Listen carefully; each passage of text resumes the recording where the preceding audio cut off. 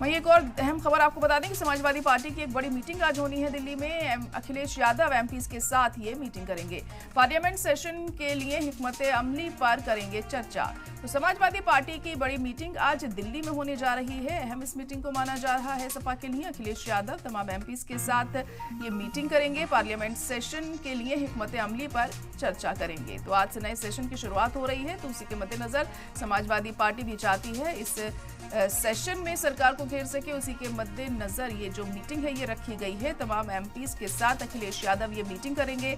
Parliament session के लिए हिकमत अमली पर इसमें चर्चा की जाएगी कि कौन कौन से मुद्दे इस दौरान सदन में उठाए जाएं और किस तरीके से अपनी बात यहां पर रखी जाए। तो तमाम एमपीज मौजूद रहेंगे इसमें समाजवादी पार्टी के, और अखिलेश यादव उनके साथ अब मीटिंग करके मंथन करेंगे, चर्चा करेंगे कि पार्लियामेंट सेशन के लिए हिकमत अमली पर किस तरह से काम किया जाए। इसी के मद्देनजर ये मीटिंग आज होने वाली है। दिल्ली में ये मीटिंग होगी समाजवादी पार्टी की।